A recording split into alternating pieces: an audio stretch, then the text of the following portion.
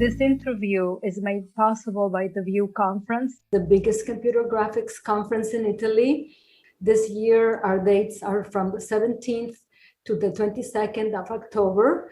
And for details about the conference and tickets, please visit the website, viewconference.it. Welcome to our interview series called Living Legends.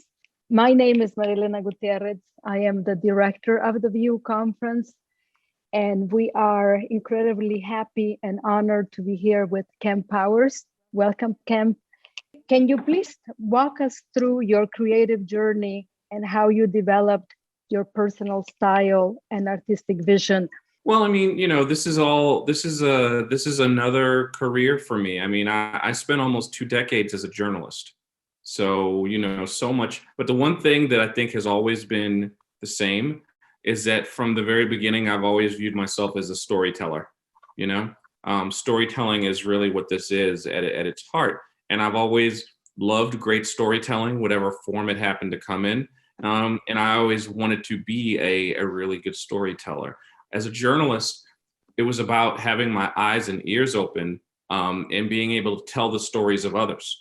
Because I feel like through great storytelling, we develop empathy, like as a species. It's a real key to empathy. And I've always really been drawn to stories that seem to like encourage an empathetic response. But I think journalism is really what helped me develop what you would call my style, because years of having to kind of shut up and listen and take stories in, you learn about people from all over the world.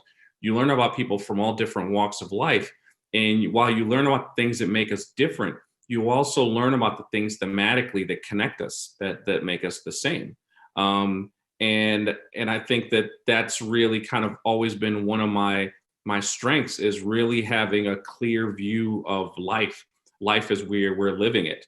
And it helps also that, I've been living a life myself.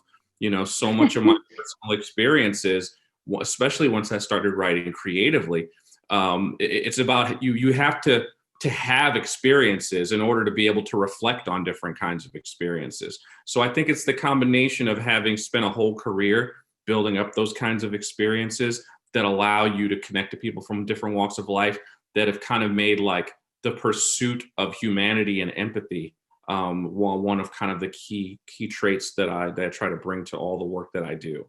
You cannot believe how many comments we got from the audience referring to the March 5th presentation where you spoke, asking me if you are going to write your observations and the lessons that you learned through directing Soul. You have this incredible power to connect with people emotionally. Thank you. I mean, it's interesting because I feel like I'm very honest about my observations of things that I experience, and it's always about like learning lessons and applying it to the next thing. It's so funny because don't forget, like, we finished Soul. Soul feels like it was finished so long ago, and for at least the past 6 months, actually a little bit longer, I'm already in production on the next project. So of course, I always try to apply the lessons I learn on one thing to the very next thing. So I'm already finding that a lot of my experience working on Soul has already helped me in terms of, I can't say what the project is, but it's another animated film. So with the animated film that I'm directing right now, it's very different because it's not at Pixar, because it's always collaborative. And I'm finding that a lot of those lessons I learned are applying to that. But I always go in, I really, in a certain level, see what I do as being a student full time. I'm as much there to learn as I am to direct, and that's part of the allure of each project to me, is if I see it as a potential learning experience. I mean, ultimately, over the course of making one of these films, it's going to take it takes years of your life. You ultimately are learning things about yourself, in the process. And that's part of what excites me about it, despite the fact that it does take so long to, to execute, one of these films. can you tell me a little bit about your collaboration with Pixar and with Pete Docter? How did that come about? Well, you know, they found me. That was the big question I had when they first reached out to me, because when I first got word that Pixar had a new film that they were working on, specifically Pete Docter, and he was looking for a writer. I mean, of course, I was intrigued. I was really excited because Pete was already my favorite Pixar director. So, but they told me so little. They didn't tell me anything about it. So basically, I went up to Emeryville, not knowing what the project was, and then they showed me a very early reel of what would become Soul. It was probably only about 40 minutes long, you know, 2D storyboards with voice scratch acting. And then Pete came out and Dana came out and Mike Jones, the other writer, and they just asked me what I thought of the film, what I thought of the reels. And I just gave them my honest opinion. There were things that I thought worked, things that I didn't think worked. But anything that I didn't think worked, if I didn't think it worked, I wouldn't say anything unless I had a solution for how I would tackle the problem. And that's kind of a rule with me in general, is that I don't just say that I don't like that or that doesn't work for me. If I don't have an alternate version, like a solution, then I keep that to myself. So I offered up my takes, my solutions for some of the problems that I did see. But ultimately, I just saw the incredible potential and the audacity of the story that Pete was trying to tell, which really excited me. So from that moment, I was like, man, I really do hope that I get a chance to get on board and work on this film with him. And it was just a few days later that they rang me again and asked me to come back and said that they wanted to bring me on board. The process was really, you know, it's one of the most satisfying jobs I've ever done. Also one of the hardest jobs, you know, definitely one of the hardest jobs I've ever done. But what's great is that, like, from the very beginning, everyone was a very willing and open collaborator. You know, there were no questions that I had that there weren't always people around who were willing to answer them. And I'm naturally inquisitive. So from my first day on the Pixar campus, I was in every department because who wouldn't want to know how the sausage is made at a place like Pixar? You know what I mean? Like it's a once in a lifetime opportunity. And as the new writer, you don't know how long you're going to last there. You know, you could get let go anytime. So it's like, while I'm here, I really want to learn as much as I can. Like I said, I approach every new project as a new learning opportunity as well. That's how they always are for me. In a strange way, I feel like part of my job is kind of being paid to learn. What would you want to be known for on Earth?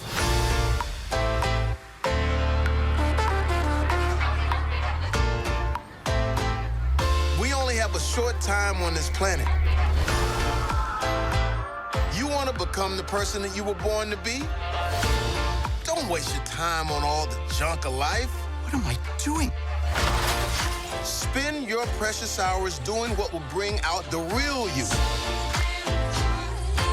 The brilliant, passionate you that's ready to contribute something meaningful into this world. I got the gig. I really need a haircut today, man. Can you fit me in? Whoa, sorry.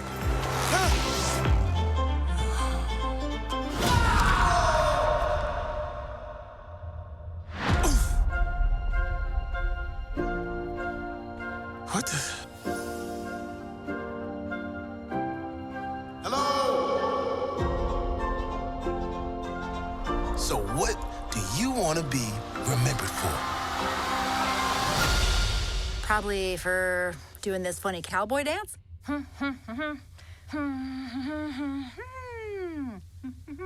Great.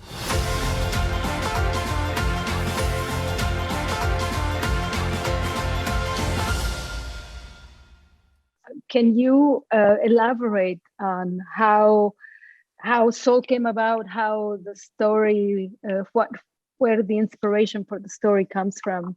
Of course, the story originated with Pete, very much so. That this idea of like, where do we come from, and you know, why is it that from the moment a baby is born, it's like there's elements of a person's personality in there. I mean, that was what that was what started him on the journey. When I came on board the project, it had been in development for almost a couple of years. So some key decisions had already been made.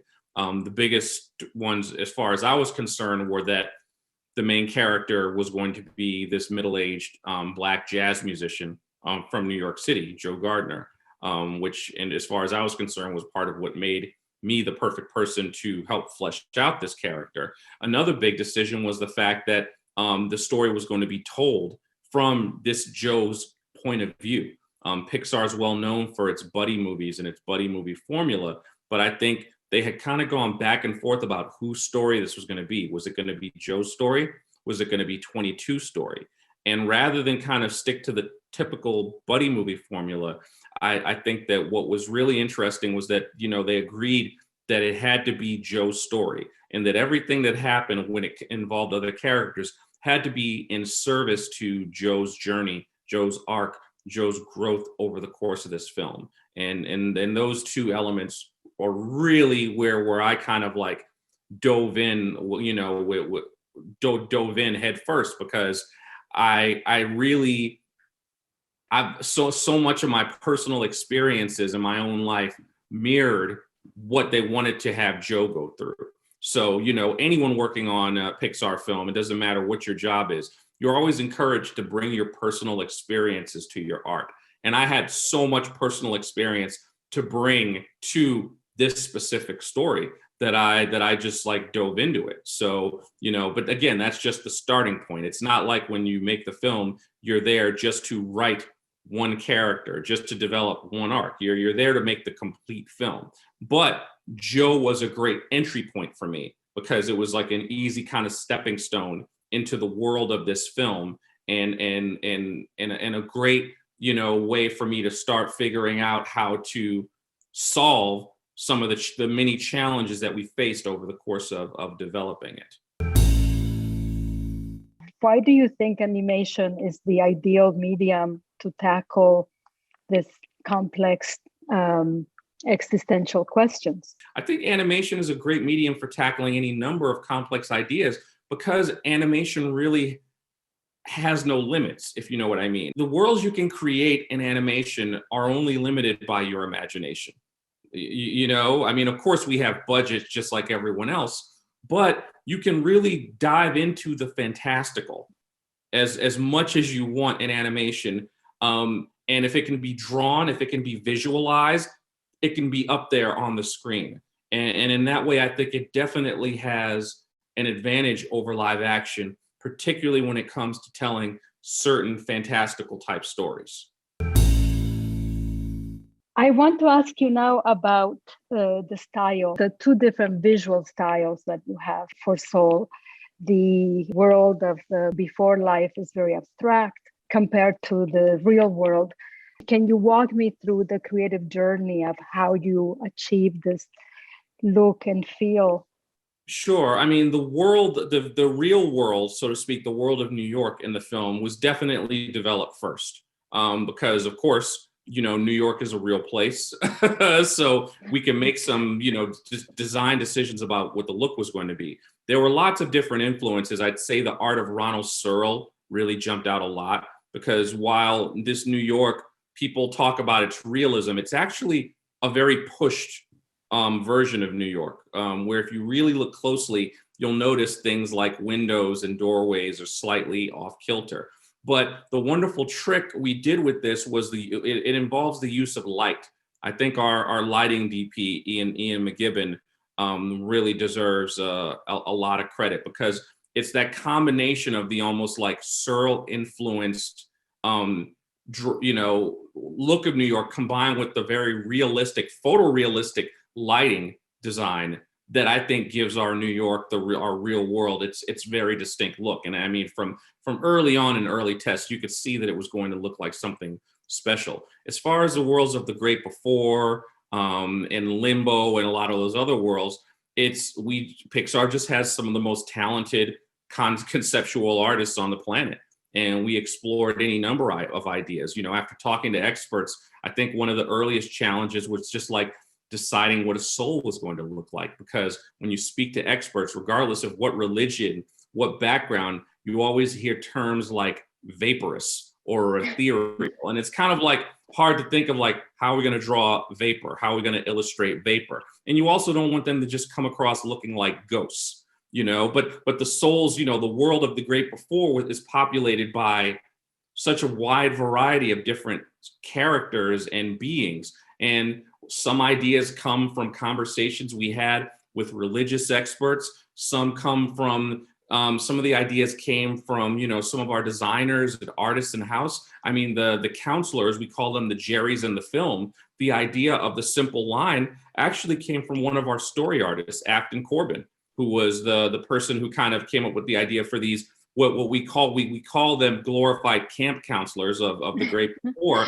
and just having them be simple 2D lines that exist within 3-dimensional space. So, you know, everyone puts their best ideas forward, but it definitely took a lot longer to develop the world of the great before. Part of it was that the great before, if it's supposed to be a place where all souls originate, we didn't want it to be distinctly noticeable as coming from a certain part of the world. Some of the early designs use things like Greek-looking columns, and that kind of defeats the purpose. So the great before ended up being this landscape that's vaguely familiar, but the structures almost have a more organic form where the buildings move and they feel like living creatures. Nothing clearly recognizable, but everything is inspired by something that exists on Earth. And in many cases, with just a casual glance, you won't even be able to tie the inspiration to the building that you're seeing. But we wanted to make sure that it was organic, and that it wasn't tied to a specific region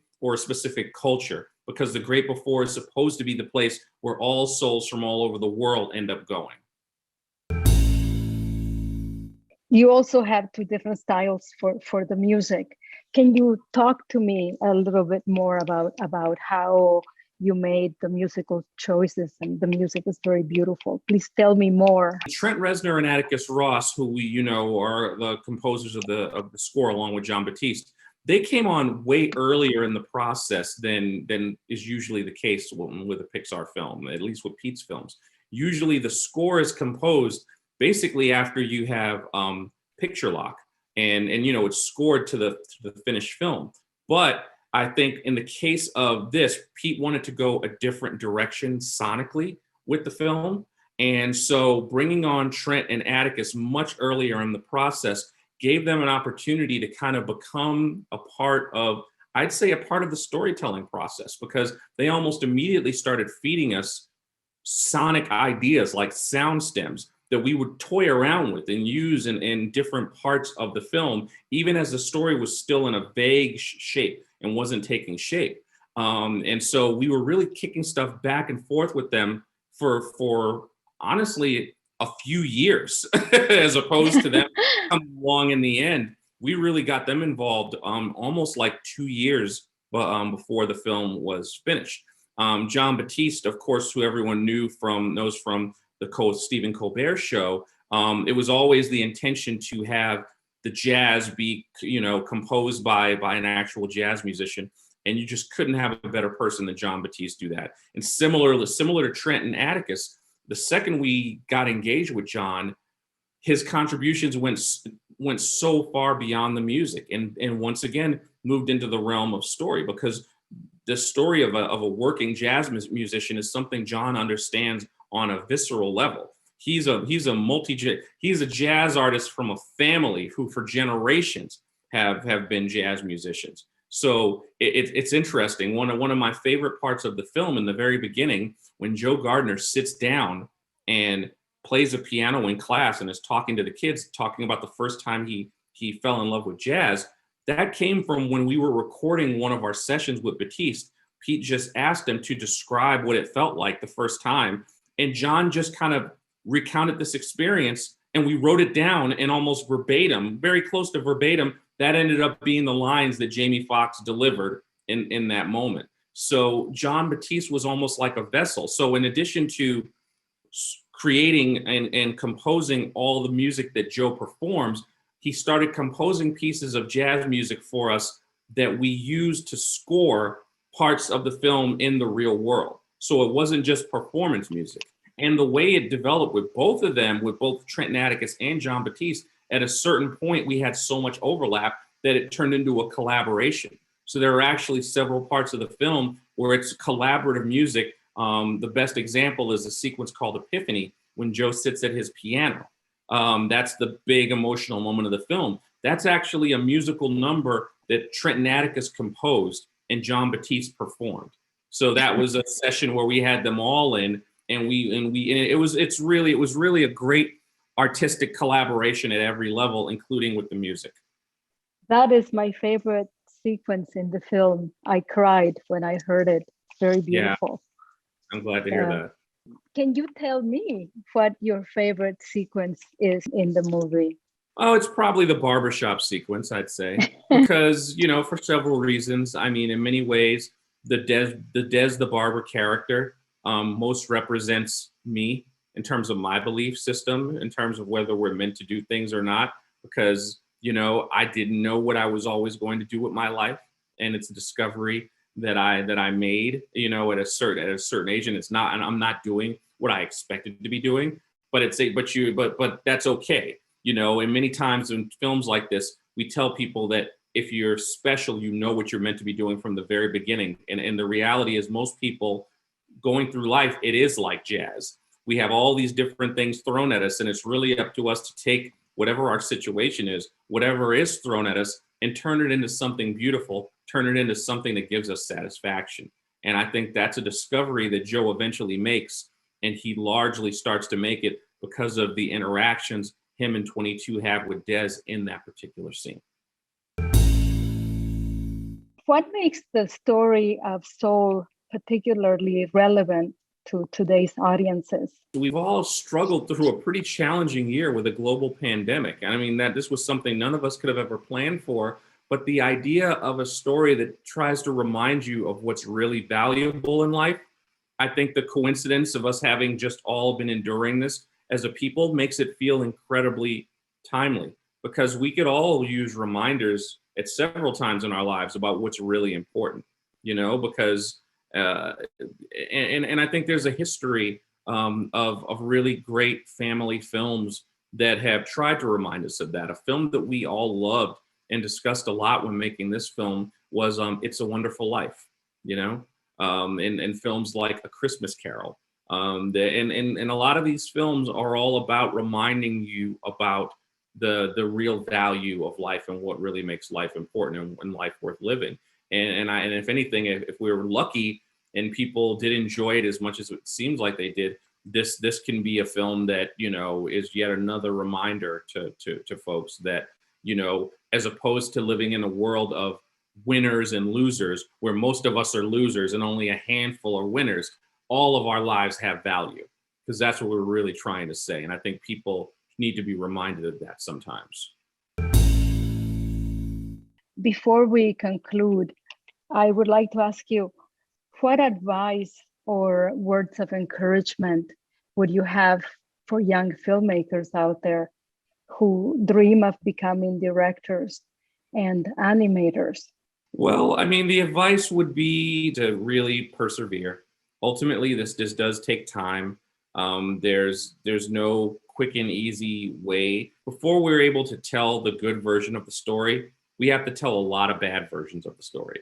And that's everywhere.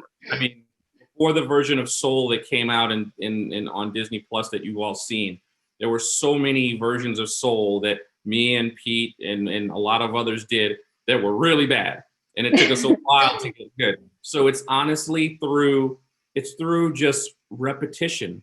It's just doing it, not being afraid to fail, not being afraid to develop an idea, and even if it's half baked, to work through those iterations of it until you get to the version that's the good version.